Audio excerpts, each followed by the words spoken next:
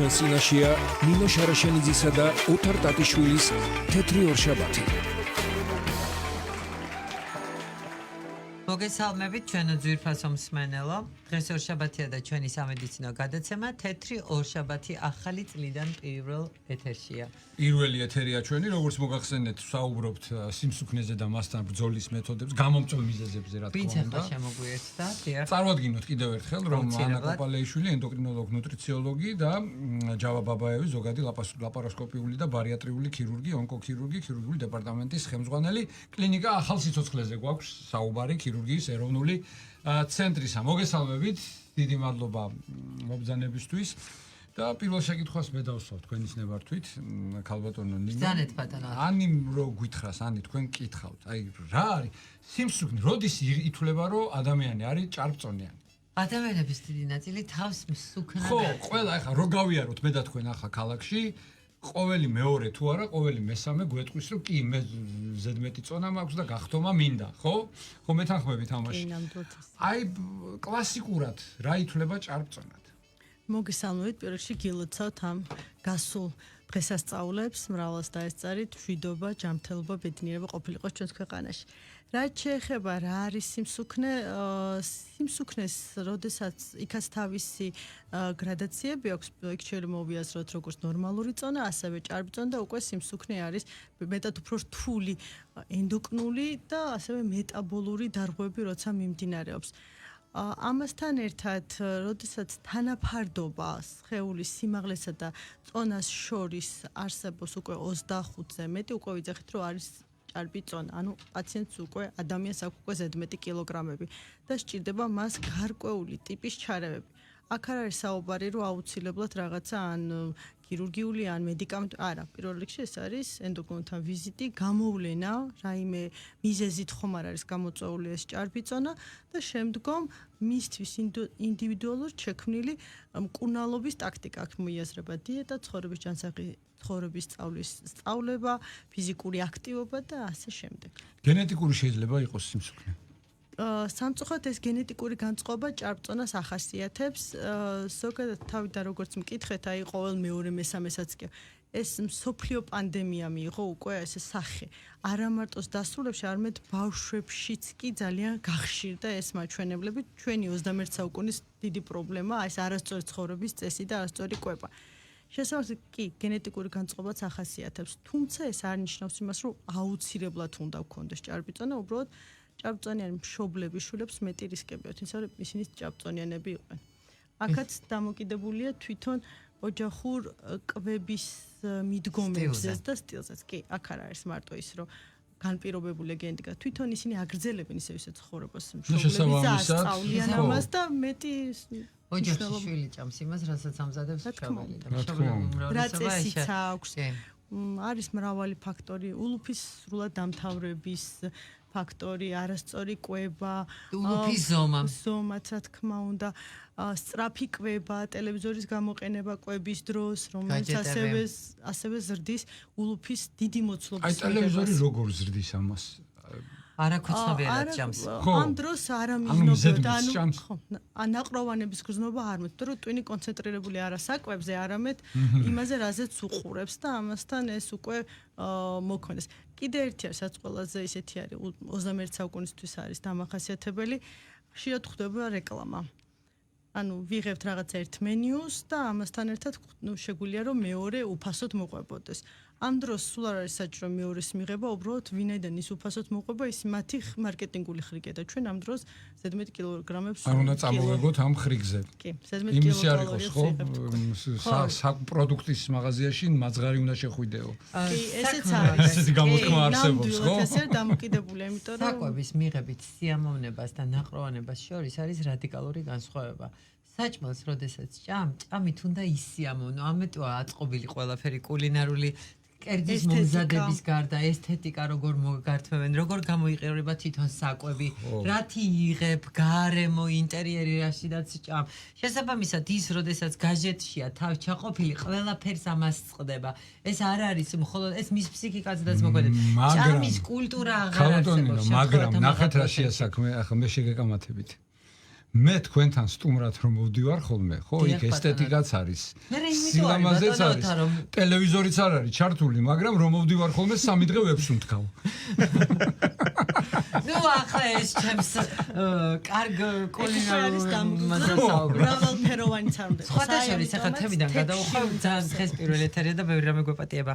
მე მაგალითად პირიქით მყავდა 2 არაჩვეულებრივი ბები, აი ხო იცი შვილიშვილებზე გადაყოლილი 2 იმერელი ბებია და სუროშია შვილიშვილს. სუროშია შვილიშვილს და ერთ-ერთი მათგანი ქონდა ეს აი სწორედ ეს ესთეტიური ჩვეულებები.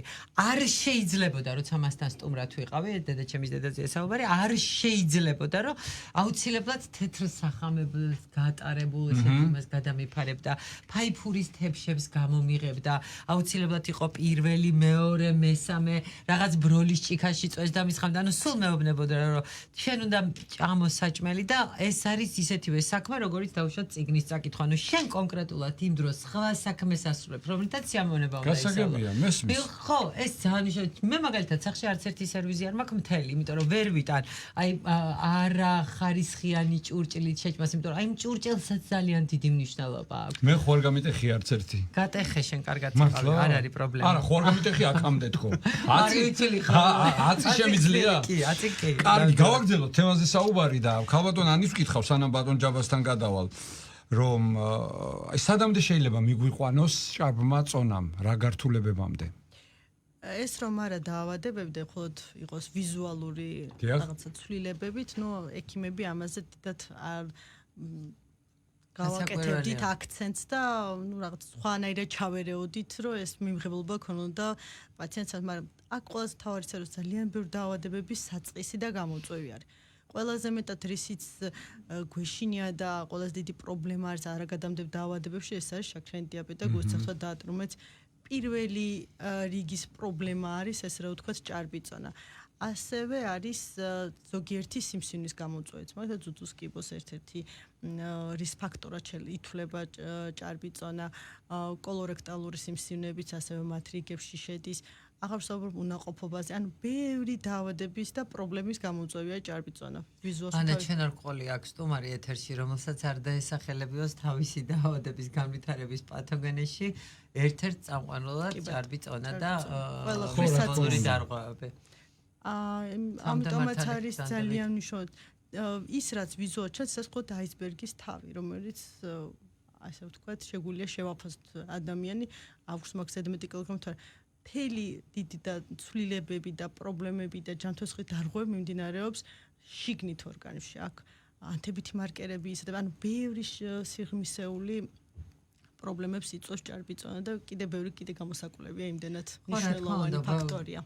სწორედ ამაშია საქმე, რომ ჭარბიწონის კორექცია არ არის საშუალება მხოლოდ და მხოლოდ ესთეტიურად შენი თავის ტკბობის, ასე ვთქვათ, რომ მოგეწონოს ჭარბიწონის კორექცია, ეს არის გადარჩენა და შემთხვევათა მაღალ პროცენტში სწორედ რადიკალური ბარიატრიული ქირურგია, რაზედაც ბატონი ჯაბა მოგვიყვება ალბათ, გახდა მთავარი ამოსავალი, იმიტომ რომ ნებისმიერი გამო, ზუსტად რომ ავირიდოთ და შევამციროთ ის რისკები, რაც შეიძლება ჭარბაწონა გამოიწვიოს. რამდენადაც ჩვენ ვიცით და გვისაუბრია ბევრჯერ ამ თემაზე, ანუ ყველა შემთხვევა არ არის, ხო, პირდაპირ ჩვენება ბატონო ჯაბა ქირურგიის.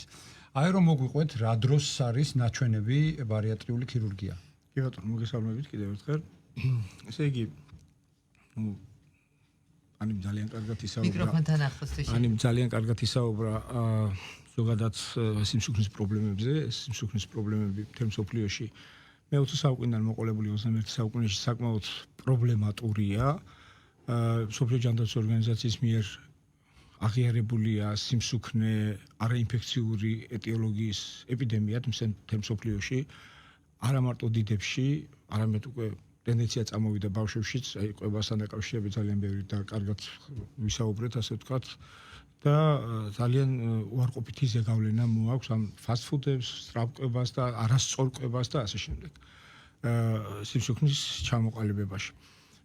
როგორც ვთქვით და აღნიშნეთ, სხეულის მას ინდექსი როცა არის 25 და 25-ის ზევით, ეს არის უკვე პათოლოგიური სიმსუქნე, რომელიც საჭიროებს ასე თუ ისე რაღაცნაირ კორექციას. თავიდან რა თქმა უნდა, ამ საქმეში ერთვება კონსერვატიული მკურნალობა, ენდოკრინოლოგი, ენდოკრინოლოგის გარდა არსებობს სხვა ბევრი თქვათ დამხმარე საშუალებები სანამ ქირურგიამდე მივალთ, თუნდაც ბოტოქსი, ბალონირება და ასე შემდეგ, თუმცა როცა არის პროგრესირებადი სიმსუქნეები, ეს ყველაფერი არ შედის. და სამწუხაროდ უკვე საქმე მიდის უკვე ქირურგიულ ჩარევამდე.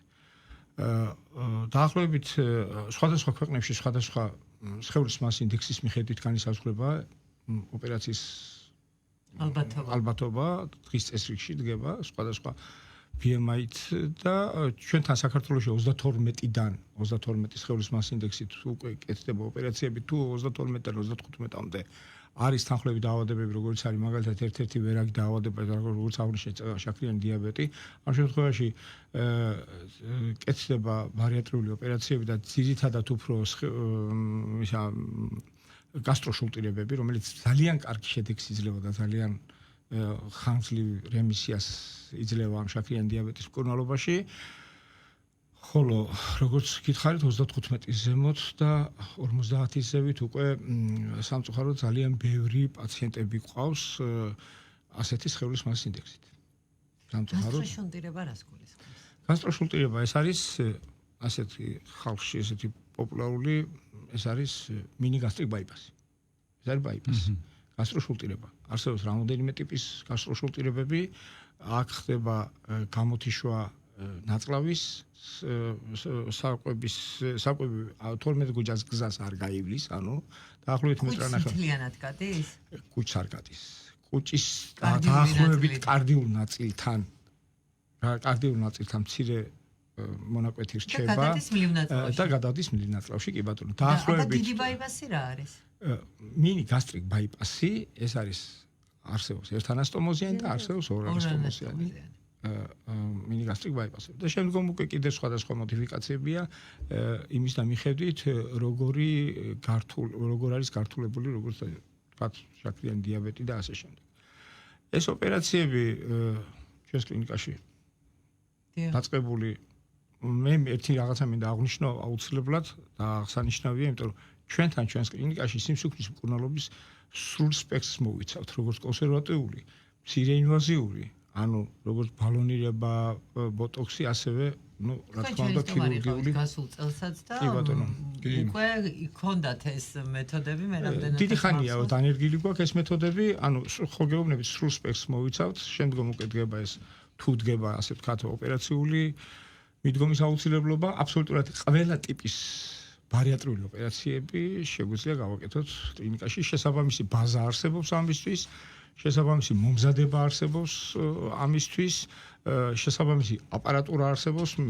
მე ამაყი ვარ იმით, რომ ვარ ისეთ კლინიკაში, სადაც აბსოლუტურად ყველა შესაძლებლობა არის იმისთვის, რომ პაციენტს ხარისხიანად და მთლიანად თავსრულყოფილად უმკურნალოთ, მოვემსახუროთ, გამოვიკვლიოთ და პოსტოპერაციულად მართვის შესაძლებლობაც საკმაოდ ისეთი კარგი გვაქვს. გამოცდილებაც ამაში რჩებიან თქვენი მეოთვალყურეობის ქვეშ პაციენტები. როგორ არის, იცით, პაციენტს აუცილებლად პირველ რიგში მე მინდა რომ ეს ახლა დრო გვაქვს, მე მინდა რომ ეს აღნიშნო აუცილებლად, იმიტომ რომ არის ესეთი სტერეოტიპები, რომ სადღაც წავედი, გავიკეთე უცბად მივედი, დამინახეს რომ ვიზუალურად ვარ მსუქანი, გამიკეთეს ოპერაცია და წამოვედი, მაგრამ მერე დგება მეორე პრობლემა.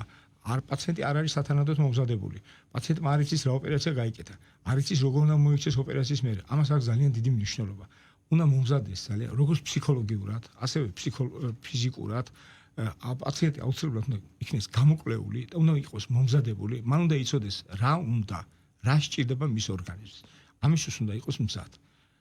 ყველა ოპერაციას აქვს თავის რაღაც შედეგი.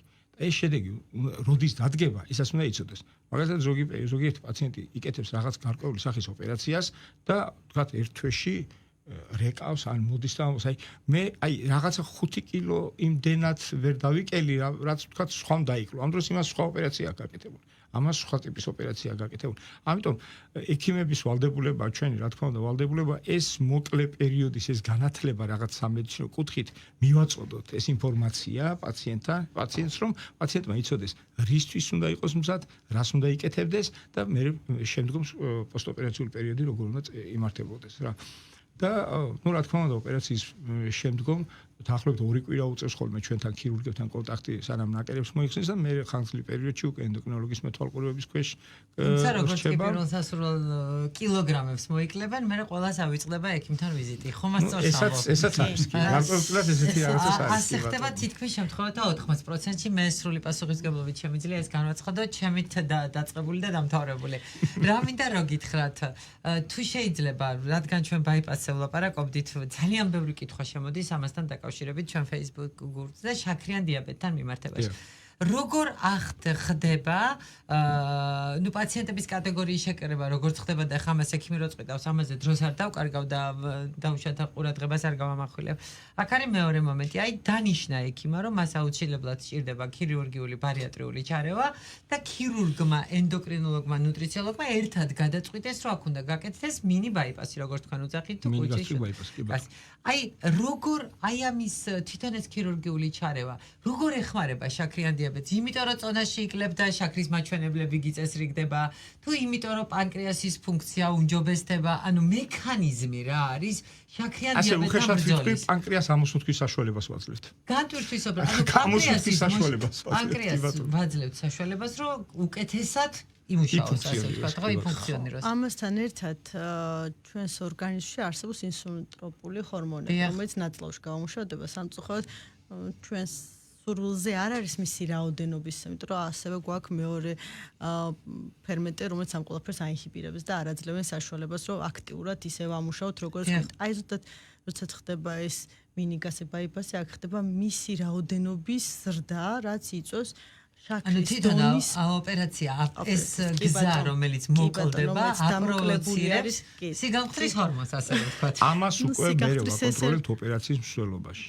იმიტომ რომ აქ ხდება დაახლოებით მეტრ-ნახევრიდან 2 მეტრამდე ნაწლავის გამოთიშვა. იმის და მიხედვით როგორი არის სიმსუქნე, რამდენი კილოა, რამდენი BMI-ია, ასე ვთქვათ, სხეულის მას ინდექსი და როგორ არის გართულებული შაქრიანი დიაბეტით. რა სიმძიმე შაქრიანი დიაბეტი. ბატონო თარბოდის გიხდით თუ შეიძლება ყველა ჩემ კითხვას დავსვამ რა. დასვით მაპატიეთ. სამე საინტერესოდ გისმენთ. ეხლა რა მინდა რომ გკითხოთ შემდეგი. მინდოდა თვითონ ბაიპასი ზოგადად ასე მას ახასიათებს თავისი გვერდითი მოვლენები. როგორ ვთქვათ, ორივეს თავის დადებითი და უარყოფითი ის აქვს. ამიტომაც აუცილებელი აი აქვე კიდე ტყურო ენდოკრინთან ვიზიტი. იმიტომ რომ აქ არა იმისთვის რომ დიეტური რეკომენდაცია, ალბათ მისი სწორი მართვა მოხდეს. კი, სიტყვა დიეტა საშინელი სიტყვა. კვებითი რეჟიმი, კვებითი რეჟიმის არა, უნდა იყოს სწორი კვებაც არ არის. რა ვიცი რა. რეჟიმი თუნდაც ცუდი არ არის, იმიტომ რომ ადამიანები როგორ არის, თუ მე ისედაც დიეტაზე უნდა ვიყო, მაშინ რაღაც მინდა ოპერაცია. აი ასეთი კითხვაც არსებობს. არის ზოგიერთი არა, ამაში მდგომარეობს. აი ახლა მაგაზე მე ვილაპარაკ. ანუ ჩვენ გვინდა რომ გავოთ ის რა გვინდა და 1000 წონაში არ მოიმართოთ. მაღალ პროცენტში პაციენტების 99%, ჩემი მეგობრები, ჩემს გარშემო უამრავი ადამიანი ფიქრობს, რომ ოპერაციას იკეთებს, იმიტომ თან ხდება ოპერაციას, ვითომ ექიმს სჭირდება რომ გაიკეთოს ოპერაცია, თან ხდება ოპერაციას მხოლოდ იმიტომ, რომ მე ჭამოს ყველაფერი და არ გასუქდეს, რაც იმ თავიდზე მცდარია. ერთ მაგალითს მოვყვები უცებ რა. ძალიან მაგარი ბატონ ჯაბას ეცოდინება, ძალიან მაგარი ფეხბურთელი იყო ჯორჯ ბესტი, ჩრდილოეთ ირლანდიელი, მანჩესტერ იუნაიტედის ლეგენდაა ეს კაცი. მოგ სუსვავდა. ვისკი, ბრენდი ან სუსვავდა, რო თამაშობდა, მაშინაც სვავდა, ანუ ერთი დღე არ გაუჩერებია და ლევადა. ნუ იყო გენიოსი, მართლაც მოვლენა იყო რა. ხო და ღვიძლზე პრობლემები შეექმნა, მოკლედ დეტალებში რო არ ჩავღვავდეთ და დაჭირდა ღვიძლის გადანერგვა. ნუ ახლა ჯორჯ ბესტს რა დონეზე გაუკეთებდნენ, ხო წარმოგიდგენიათ, ხო? გაუკეთეს ოპერაცია ლონდონში. გაკეთდა ეს ოპერაცია, გამოწერეს და უკვე კარგად არის ანალიზები, კარგია, ყველაფერი აბსოლუტურად ყველა მაჩვენებელი და მივიდა სახლში. და მეუღლეს ესმის რომ სამზარეულოში რაღაცას ეს აჩხარუნებს ჯორჯ ბესტი. აჩხარუნებს და შევიდა და რაშვები ჯორჯ რაშვები ვისკი უსხია უკვე დიდი ნახევარი დალეული აქვს და ასე ყინულებს ასე ბედნიერი სახით ეთამაშება აჩხარუნებს და რას აკეთებო მე არ მესმისო რა თმინდა ახალი ღვიძლი თუ კი მე ვისკი არ დავლიეო. ლოგიკურია. ესეთი მიდგომა ქონდა მართლაც ლეგენდარული ფეხბურთელი იყო აცხონოს ღმერთმა. საუბედროდ გარდანერგილი ღვიძლიც მალევე. ხო, იმიტომ რომ გააგრძელა დალევა ახლა. ხო, და როგორც უნდა და ისე იცხოვრა. როგორც უნდა და ისე იცხოვრა, იმ ახალმა ღვიძლმა კი უშველა 1-2 წელი თავის ჭკუაზე იცხოვრა. ხო, ანუ ეს შეიძლება ცუდი მაგალითი მოვიყვანეს, მე არავის არ ვაშინებ, მაგრამ ხო, ანუ ეს ფსიქოლოგია არსებობს, რომ კი, რა თქმა უნდა არსებობს. რა თმინდა დაუშვათ ეს ოპერაცია და გახტომა თუ ვერ ვჭამე, ხო? აი ამას ვაკეთებ წინასწავლებზე, რომ ამებზე მიმდინარე თემის საუბრები. იმდენად დანგრეულია ორგანიზმი სიმსუქნის გამო, რომ აუცილებლად რაღაცა პარამეტრების გამოსწორებაა საჭირო, რომ ოპერაციამდე მივიდეთ. წინა საოპერაციო პერიოდში ბრძანებთ. ეს აუცილებელი პერიოდია, უნდა გავიაროთ. შემდგომ ინიშნება ოპერაცია. კეთდება ოპერაცია, რა თქმა უნდა, ამას განსაზღვრავს, რომელი ოპერაცია სჭირდება პაციენტს, სლივი, ბაიპასი, ერთანასტომოზიანი, ორანასტომოზიანი. აი, მაგ გადაწყვეტილებას როგორ იღებთ, ბატონო ჯაბა? მონაცემები თითოეულ პაციენტთან. აი, მაგალითად 12 წლიდან სამწუხაროდ ძალიან გაახალგაზრდა ეს სიმსუქნე. უკვე არის ქვეყნები, სადაც 12-13 წლიდანაც აკეთებენ უკვე ამ ოპერაციებს. თუმცა არ არის რეკომენდირებული ევროპის ბარიატრიული ქირურგთა ასოციაციიდან ჯერჯერობით რეკომენდაცია არ არის, რომ ამ ასაკში გაკეთდეს ბაიპასები. იმიტომ რომ რეპროდუქციულ თემა ჯერ კიდე არ არის ბოლომდე გარკვეული ამ ოპერაციის. ჩვენ ყავს რამოდენიმე პაციენტი, ჩვენ ყავს რეპროდუქციულ პრობლემებს, რა თქმა უნდა იწვევს. ჩვენ ყავს რამოდენიმე პაციენტი, რომელთანაც ვთქვათ 16-17 წლის ასაკიდან გავაკეთეთ ოპერაციები და ძალიან კარგი. ჩვენები, სამედიცინო ჩვენები. რა თქმა უნდა, საკმაოდ დიდი წონა 160 ჩვენება უნდა იყოს. 50 მეტრი იყო ორივე შემთხვევაში. 10 კილო იყო. ჩვენი ყველაზე დიდი 258 იყო. 258 ასაკი 21 წლის. 21 წლის 258 კი ბატონო. ნუ ახლა ეს ხო უკვე ამას აღარ ქვია მამრობითი თუ მამრობითი ახალგაზრდა ბიჭია დღეს ძალიან კარგად 7 თუ 8 წელია უკვე გასული ინარჩუნებს ბაიპასია გაკეთებული. სლივია გაკეთებული. და ყველაფერს ანუ სწორად ცხოვრობს, სწორად იკვებება, კი ბატონო. ოღონდ ეს არ ნიშნავს იმას, რომ ბევრი მეკითხება რა შეზღუდვები შეიძლება მქონდეს. რა შეზღუდვები შეიძლება მქონდეს. რა თქმა უნდა, არის რაღაც შეზღუდვები, უბრალოდ სწორი კვების რეჟიმზე უნდა გადავიდეს ადამიანი. რაზე ჩვენ თავიდან გასტრექტომია გაძლევს საშუალებას და საკმარისად დროს იმისას, რომ შენ მორალურად მომზადდე და შეცვალა შენი ცხოვრების სტილი. ეს არის მთავარი ამ ოპერაციის არსი, ბაიპასისგან განსხვავებით, სლივ გასტრექტომიის არის, რომ შენ თავში ჩამოყალიბდე. ბაიპასის შემთხვევაშიც ჩვენ დაახლოებით 8-9 თვის მერე სულტრად ყველაფრის უფლებას ვაძლევთ ყველანაირი კვების. ნუ რა თქმა უნდა, მოცულობას ვერ ყველანაირად იკვებებიან. ბევრს, რა თქმა უნდა, საქართველოში პირველი კითხვა რა უნდა გაგიჩნდეს, როდი შეიძლება დალევა დავიწყო. კი ბატონო. მე რატო შემომხედეთ ვარ მე?